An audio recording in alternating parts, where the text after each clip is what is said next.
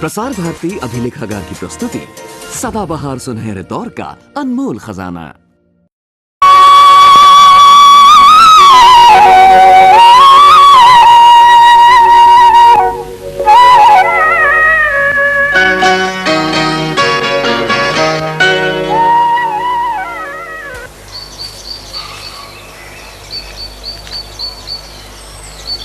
अरे शिव चरणदास शर्मा तू?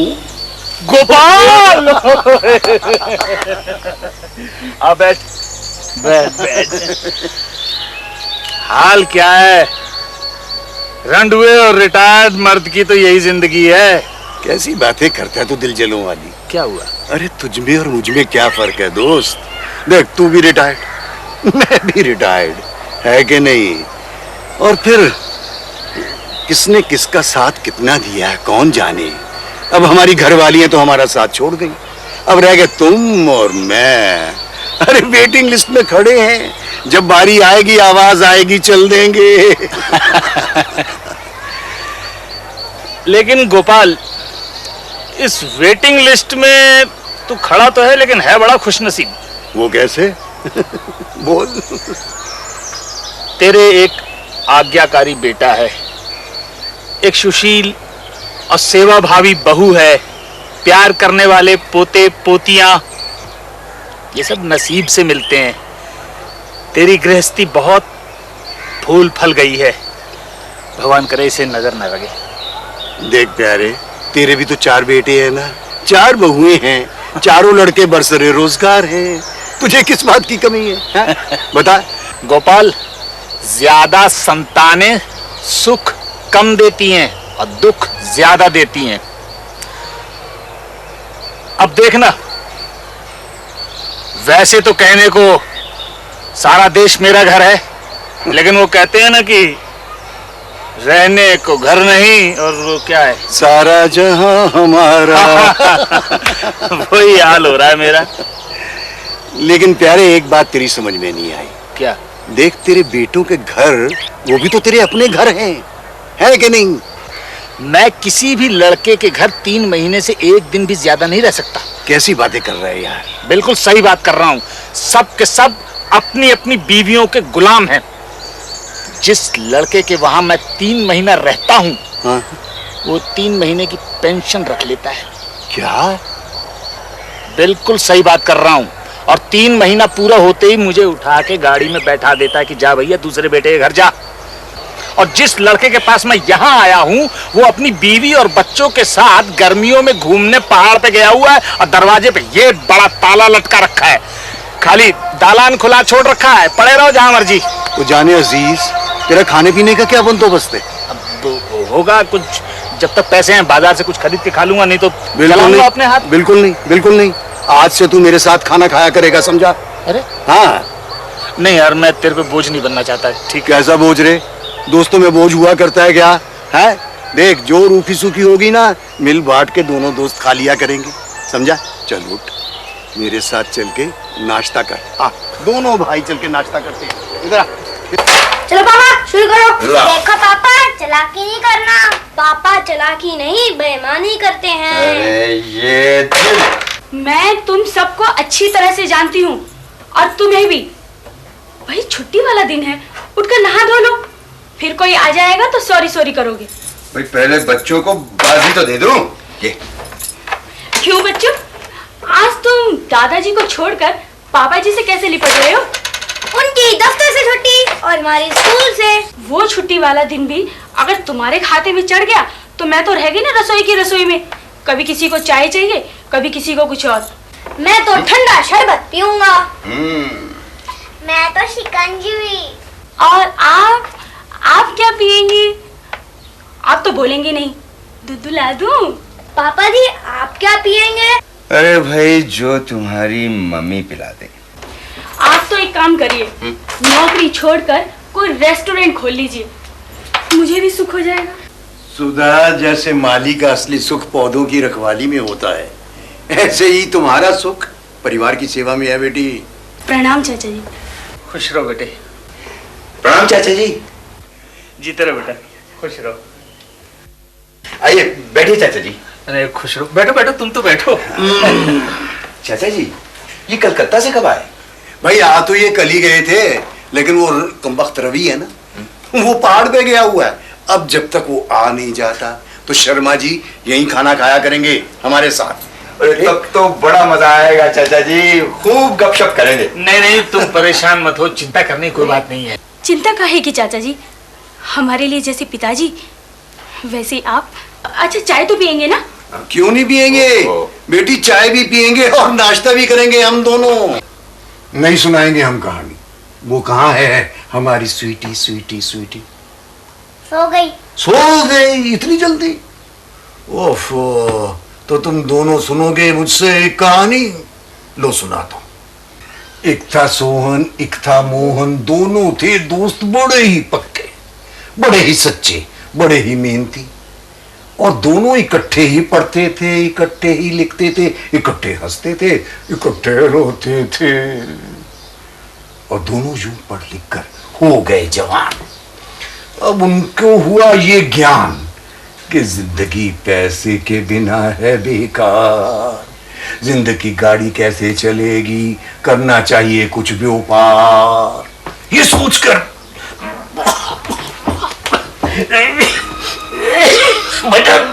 पापा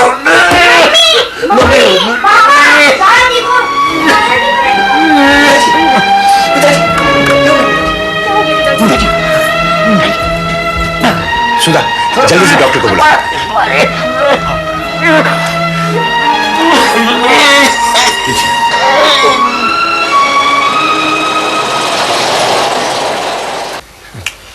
अब आपको आराम की बहुत सख्त जरूरत है। आप बिल्कुल हिलिए डुलिए नहीं, पूरा बेड रेस्ट लीजिए। अच्छा बेटा, मैं ये कुछ मेडिसिन लिख देता हूँ, आप इन्हें मंगवा लीजिए, बहुत जल्दी ठीक हो जाएंगे। मैं भी देख रहा हूँ कि बच्चे आपको बहुत थका देते हैं, बहुत तंग करते हैं पिताजी। पिताजी आगे से ये कहानियां सुनाना बिल्कुल बंद कर दीजिए। अरे ये लीजिए। डॉक्टर साहब, हाँ, कोई परहेज? नहीं नहीं, परहेज वरहेज कुछ नहीं, बल्कि मैं कुछ दवाइयाँ दे देता हूँ। ये नींद की गोलियाँ हैं, इन्हें आप शाम के वक्त खाना खाने के बाद दे दीजिए, सिर्फ 2 गोली, उनसे आपको पूरी नींद आएगी।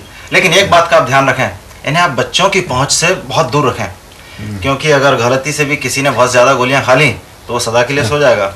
हाँ, बी केयरफुल अबाउट इट। ठीक है डॉक्टर साहब। इन्हें डॉक्टर साहब, मैं जगमोहन अलमारी में रख दे बेटा, ताला लगा दे। रख दूँ? अच्छा अंकल, मैं चलता हूँ। हाँ, अच्छा रेस्ट कीजिए आप। थैंक यू, तुम्हें भी ना परेशान किया। हाँ। डॉक्टर साहब, पिताजी को क्या हुआ है? वो ठीक तो हो जाएंगे ना? भाभी जी, आप बिल्कुल चिंता मत करिए, वो जल्दी अच्छे हो जाएंगे। हाँ, बस एक चीज का ध्यान रखिए कि उन्हें सख्त आराम की जरूरत है। लेकिन डॉक्टर, बीमारी क्या है? उनकी बीमारी है बुढ़ापा, और इस वजह से उन्हें कोई भी बीमारी जल्दी लग सकती है। बस एक चीज का आप लोग और ध्यान रखिए कि बच्चों को जितना भी संभव हो सके उनसे दूर ही रखिए। आपका मतलब कोई इन्फेक्शियस डिजीज? नहीं नहीं, अभी तो मैं ये नहीं कह सकता। हाँ, मैंने इसमें कुछ टेस्ट लिख दिए हैं, आप वो करवा लीजिए, उसके बाद ही पता चल सकेगा। मेरा मतलब है कि बच्चे उनके पास जितना ज्यादा रहेंगे वो उतना ही ज्यादा एक्सर्ट करेंगे, और मैं चाहता हूँ कि वो ज्यादा से ज्यादा बेड रेस्ट करें। अच्छा भाभी जी, मैं चलता हूँ। नमस्कार। आइए डॉक्टर साहब।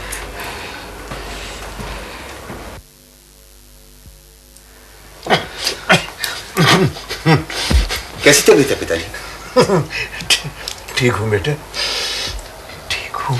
पिताजी, ये आपकी नींद की गोली है, इन्हें खा लीजिए। हाँ, 2 गोली देना बेटा।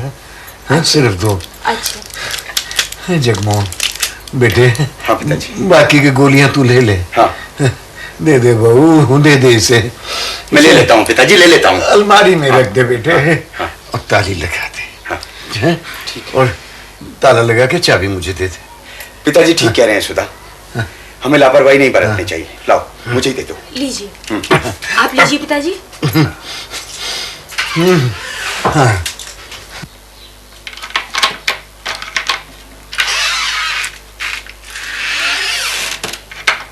हाँ बेटा, बुलवा लूंगा, क्यों चिंता करते हो? ये लीजिए पिताजी, ये चाबी। ला बेटा, ला। देखो, कब से बैठे हो तुम, बच्चों को देखो, उन्हें कुछ दूध वूध पिलाओ दो, और जाओ जाओ बेटा आराम करो, आप जीते रहो, जीते रहो। चलो जा बहू जाना। हाँ हाँ अच्छा पिताजी, हाँ गुड नाइट। हाँ बेटा तू भी जा। अच्छा बात सुन जगो, ये रोशनी बंद कर दे। और सुन, जाते हुए ये दरवाजा भी बंद करता जा, बंद कर दे इसे भी। आए आए भाई सुधा, बच्चों का पिताजी से ना मिलना भी एक बहुत बड़ी परेशानी खड़ी हो गई। मगर सवाल ये उठता है कि बच्चे अब खेलेंगे किसके साथ? देखो सुधा, मुझे तो दफ्तर की फाइलों से ही फुर्सत नहीं है। ये कहानी वहानी सुनाना मेरे बस की बात नहीं है। हाँ, पिताजी तो स्टेज एक्टर रह चुके हैं, वो ये काम कर सकते हैं। अब बच्चे सारा दिन घर में भी तो नहीं रह सकते ना। हाँ, वो मेरा दोस्त है ना कोली, हाँ। उसके घर वीसीआर टीवी है, तो मैं बच्चों को कल वहां छोड़ाऊंगा, वहां पर पिक्चर देख लेंगे। वो तो ठीक है, मगर क्या हम कलर टीवी नहीं ला सकते? तुम भी कमाल करती हो सुधा, ये कार, टीवी, फ्रिज कौन नहीं चाहता है, लेकिन इसके लिए पैसे की जरूरत होती है। अगर हम ये सब सामान किश्तों पे ले आए तो? भाई किश्तें भी तो चुकानी पड़ती हैं, उसके लिए पैसा कहां से आएगा? हाँ, एक बात है सुधा, पैसे का इंतजाम हो सकता है, वो पिताजी की इंश्योरेंस है ना, वहां से। लेकिन उनके जीते जी। नहीं नहीं, हमें ऐसा पैसा नहीं चाहिए। सुधा, मैं तो तुम्हें आजमा रहा था, अब बताओ क्या करें? हाँ बिल्कुल भी चिंता मत करिए, बच्चों को मैं समझा दूंगी। ठीक है। बेटे, आज गोपाल सैर के लिए क्यों नहीं आया? चाचा जी, कल रात उनकी तबीयत खराब हो गई थी। अच्छा, तबीयत खराब है। गोपाल की तबीयत खराब है? अरे बेटे, मैं गोपाल को 40 साल से जानता हूं, आज तक तो बीमार हुआ नहीं। चाचा जी, वाकई उनकी तबीयत खराब हो गई थी। वाकई तबीयत खराब है? तू चल, मैं देखता हूं।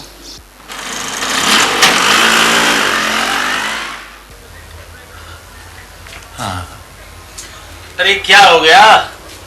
तू ऐसे खटिया पे क्यों पड़ा हुआ है? बैठ शिव बैठ।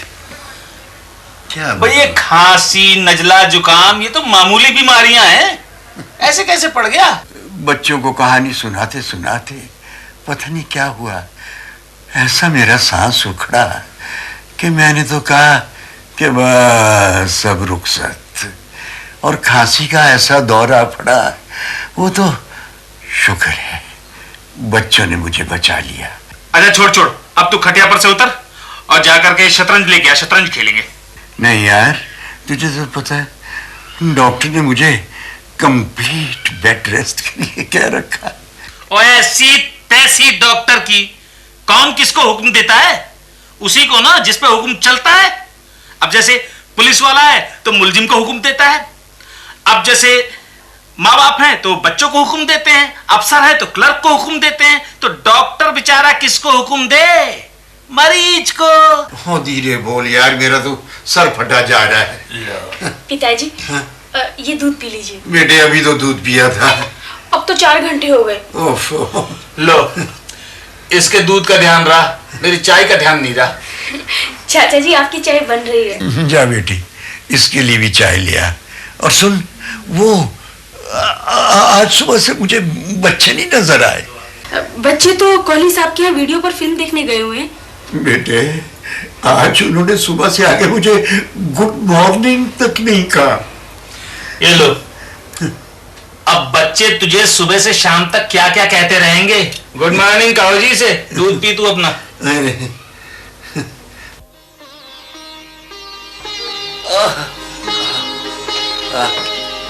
नमस्कार चाचा जी।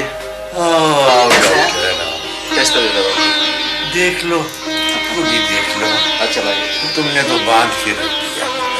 सांस लीजिए, खांसिए थोड़ा सा, बस है आराम आपको वैसा, और थोड़े दिन की बात है, बिल्कुल ठीक हो जाएगा। अच्छा बेटा ये बताओ कि आज तक आप लोग मेरे कमरे में क्यों नहीं आए थे? नाराज थे क्या मुझसे? आप बीमार थे ना इसलिए। ओह, और अब मैं बिल्कुल ठीक हूँ। दरअसल तुम लोग भी तो बड़े शैतान हो ना, वीडियो फिल्में देखने चले जाते थे कोहली अंकल के यहाँ। आज क्यों नहीं गए बच्चों? दादाजी आज कोहली अंकल पहाड़ पर जा रहे हैं ना इसलिए। हाँ, इसीलिए मेरे पास आए। बेटा जी, इसीलिए कहते हैं कि पराई छाछ पे मुझे अपनी नहीं मुंडवानी चाहिए। इसका क्या मतलब होता है दादाजी? इसका अर्थ ये है बेटा, गिरा बांध लो, याद रखो जिंदगी में कि पराई चीज पराई होती है। उसे कितना भी तुम अपना कहने की कोशिश करो, अपनी नहीं होती। उस पर कभी गर्व नहीं करना चाहिए, झूठा अभिमान नहीं करना चाहिए, बल्कि उसकी बाबत सोचना ही पाप है, सोचना ही नहीं चाहिए। अरे खुद कमाओ, उसके बाद जो मर्जी लो, जो तुम्हारी इच्छा है। दुनिया भर की चीजें हैं, अपनी मेहनत से, अपनी यश से फिर वो कमा के उसे कहोगे ये मेरी चीज है। अब हम किसी के घर टीवी देखने नहीं जाएंगे, चाहे वो कोहली अंकल हो या गुप्ता आंटी। क्यों बेटा? दादाजी कहते हैं पराई चीज पर कभी अभिमान नहीं करना चाहिए। ऐसा कहा उन्होंने? हाँ, आज ही कहा। हम अब अपना टीवी देखेंगे, पापा नहीं देंगे तो हम दादाजी से बात करेंगे। दादाजी के पास इतना पैसा कहाँ है बेटा? हमें मालूम है दादाजी के पास बहुत पैसा है। चलो बात करते हैं। तो फरमाइए क्या कहना है? अगर आप वो बात मान ले तो घर में बहुत सा पैसा आ जाएगा। ऐसा? और पैसा? और फिर हमारे पास कलर टीवी, वीसीआर और बहुत सी अच्छी अच्छी चीजें आ जाएंगी। ओह, डोंट टेल मी भाई, तब तो कलर टीवी पर, वीसीआर पर हम नई नई फिल्में देखा करेंगे, ठीक? लेकिन अब बताओ मुझे उसके लिए करना क्या होगा? हम ऐसे नहीं बता सकते दादाजी। देखो बेटा, तुम मुझे बताओगे नहीं तो मैं समझूंगा कैसे? और दूसरी बात बेटा, तुम ही लोग तो हो जो मेरा सब कुछ हो। मेरे पास जो कुछ है तुम ही लोगों के लिए है। तुम बस दादाजी को, अपने दद्दू को आज्ञा करो, बोलो मुझे क्या करना होगा। दादाजी हम ऐसे नहीं बता सकते। तब तो बड़ी मुश्किल है भाई, फिर मैं समझूंगा कैसे? हाँ हाँ, अच्छा एक बात, लिख के बता सकते हो? हाँ, लिख के बताएंगे। ओके, मैं जा रहा हूं सैर करने। आप ऐसा कीजिए, दोनों के कागज पे लिखिए, लिखकर मेरे बेडरूम में तकिए के नीचे कागज रख दो, मैं आके पढ़ लूंगा, समझ जाऊंगा। Okay okay. खेलो कैरम, चलो।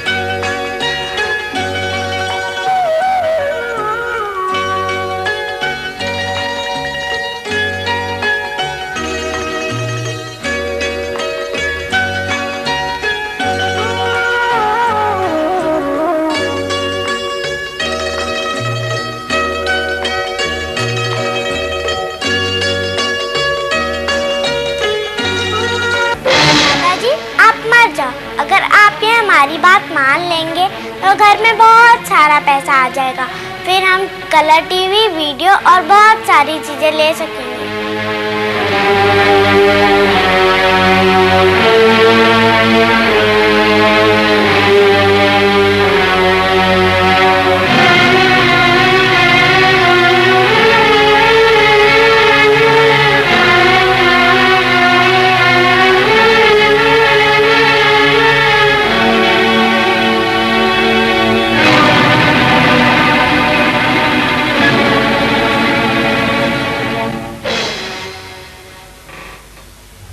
क्या बात है गोपाल, तबीयत खराब है क्या? ऐसे क्यों पड़े हुए हो? अरे शिबू,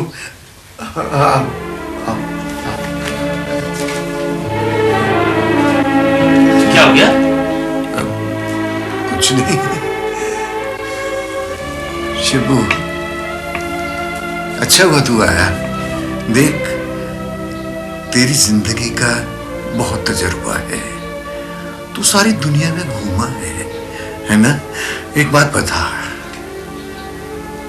पैसे की दुनिया में क्या अहमियत है, क्या दर्जा है?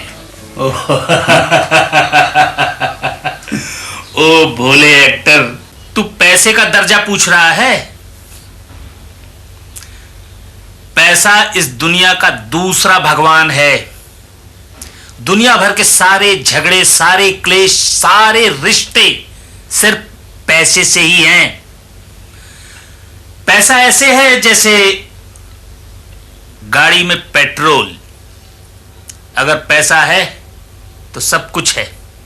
दुनिया आपकी इज्जत करेगी, आपकी आवभगत करेगी। और पैसे नहीं है तो आदमी मेरे जैसा सड़क का पत्थर, जिस जब चाहे जो भी ठोकर मार दे। अपनी औलाद के खिलाफ अपने दिल की भड़ास निकालने के लिए तुम सब ये कह रहे हो। असल में गोपाल, तू बड़ा खुशकिस्मत है। तुझे एक अच्छा बेटा मिला, अच्छी बहू मिली। लेकिन आज के जमाने में बेटा बाप का गला काटने को तैयार है, भाई भाई का गला दबोचने के लिए तैयार है। पैसे के लिए इस दुनिया में आदमी कुछ भी कर सकता है। पिताजी, ये लीजिए दूध। बेटी, मुझे भूख नहीं है। और चाचा जी, आपके लिए चाय ले आऊं? नहीं, चाय तो मैं पी के आया हूं, पी लेना। बेटी, इसे ले जा, मुझे भूख नहीं है। लगता है पिताजी रात को आपने नींद की दवा नहीं ली। हाँ, शायद तभी मेरा दिल धड़क रहा है, मेरा सर भी चकरा रहा है। मुझे लगता है मुझे नींद की दवा ले ही लेनी चाहिए। नहीं नहीं पिताजी, पहले मैं डॉक्टर चोपड़ा से बात करूंगी, तब आप ये दवा लीजिएगा। नहीं बहू, इसमें डॉक्टर क्या कर सकता है? मुझे अपना रोग मालूम है, मुझे उसका इलाज भी मालूम है। मैं बस नींद की दवा लेकर सो जाऊंगा। तू जा, जाओ, शाबाश, जाओ बहू, जीती रहो। अब बता, क्या बात है? कुछ नहीं शिबू, कुछ भी नहीं। पागल हुआ? जा, तू जा, मैं बस आराम करूंगा, थोड़ी देर सो जाऊंगा। थैंक यू, शुक्रिया मेरे दोस्त।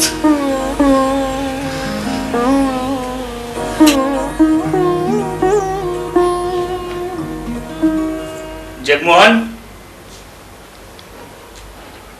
जगमोहन। जी चाचा जी।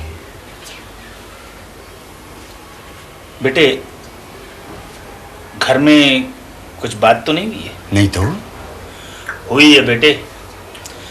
शरीर पर जब घाव लगता है ना, तो दूर से और सबको दिखाई देता है। लेकिन जब मन को घाव लगता है ना, तो वो बहुत गहरा होता है और किसी को दिखाई नहीं देता, महसूस करना होता है। मैं समझा नहीं चाचा जी। बेटे, अपने पापा बुड्ढे का ख्याल रखना, उसे मानसिक घाव लगा है।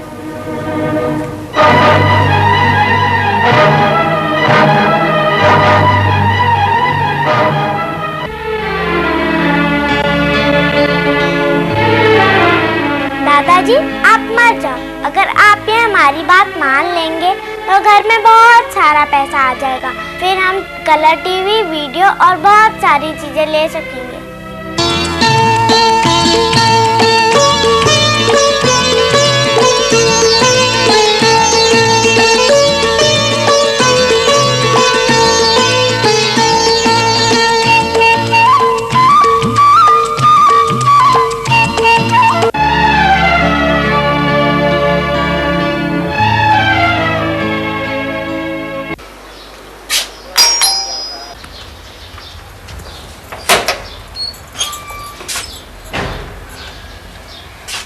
क्या बात है सुधा, तुम्हारा रंग क्यों उड़ा हुआ है? पिताजी की तबीयत ठीक नहीं। आज सुबह से उन्होंने ना नाश्ता किया और ना खाना खाया। डॉक्टर चोपड़ा को बताया? हाँ, डॉक्टर साहब कह रहे हैं कि उन्हें कोई टेंशन है। क्योंकि अगर गलती से भी किसी ने बहुत ज्यादा गोलियां खा ली तो वो सदा के लिए सो जाएगा। दादाजी आप मत जाओ। तो वो सदा के लिए सो जाएगा। दादाजी आप मत जाओ। अगर आप ये हमारी बात मान लेंगे तो घर में बहुत सारा पैसा आ जाएगा। फिर हम कलर टीवी, वीडियो और बहुत सारी चीजें ले सकेंगे।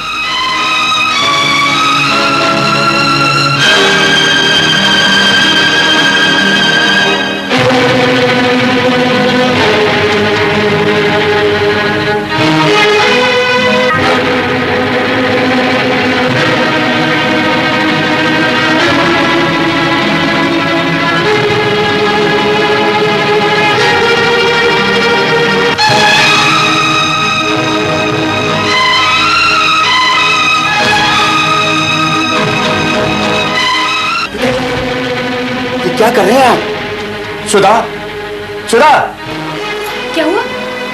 देखो क्या कर रहे हैं पिताजी? पिताजी क्या गजब कर रहे थे आप? बेटा, अपने बच्चों की ख्वाहिशात पूरी करने के लिए और कोई चारा नहीं था। भला मेरी नादानी की सजा आप क्यों भुगते? बच्चे ना समझ हैं, नादान हैं। मैं उनकी तरफ से क्षमा मांगता हूं पिताजी। पिताजी, हमें आपका पैसा नहीं, आपका प्यार चाहिए।